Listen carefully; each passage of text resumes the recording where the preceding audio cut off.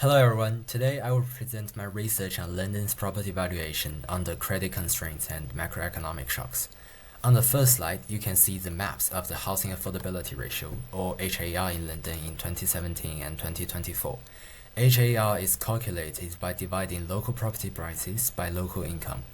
The darker areas on the map represent higher HAR, which means buyers in these areas face greater borrowing pressures.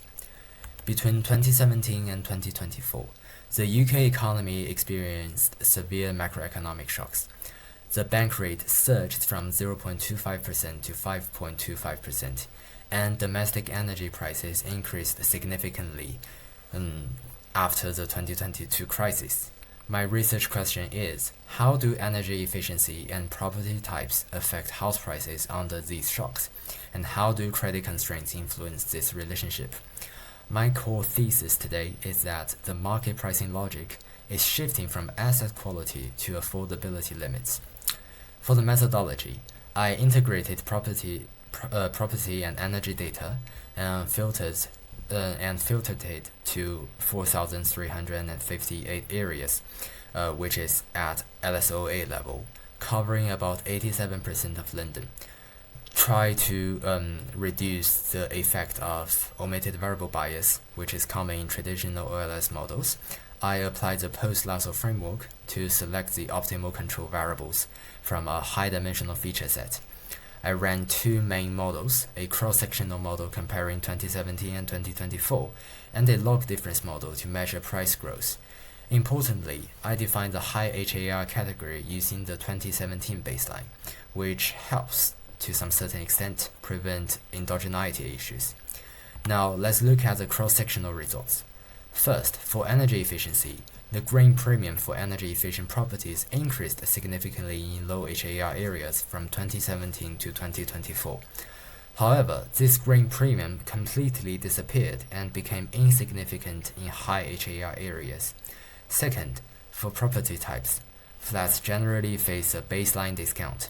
In 2024, low HAR flats were discounted by about 14.7% compared to houses, but interestingly, the relative premium for flats in high HAR areas remained highly significant, at about 7%.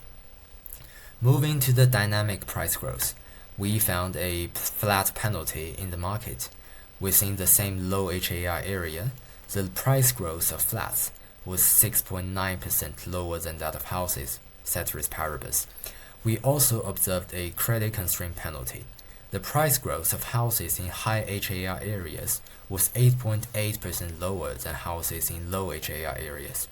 Because of the compound effect of these two penalties, high HAR flats experienced the worst overall price growth, which can be shown by the 16% lower in the dynamic model. And how can we explain these divergent results? After integrating the scholars' proposals and our knowledge, I would propose the payment to income, or PTI, filter mechanism. PTI can be decomposed into HAR, loan-to-value ratio, and the interest rate. In low HAR areas, households have budgetary slack. They can afford to pay the green premium to save on future energy bills. However, in higher HAR areas, buyers hit their PTI ceilings due to the interest rate shocks. So even if they want energy-efficient houses, they are financially excluded by mortgage limits. Also, based on the housing ladder model, when expensive houses in high HAR areas breach the borrowing limits, the marginal buyers are forced to step down the ladder to buy flats.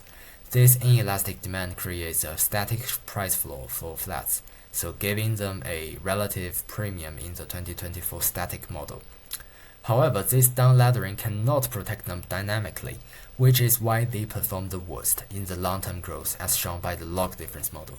So in conclusion, the shock between 2022 and 2024 revealed that the ability to pay now overrides the willingness to pay for quality.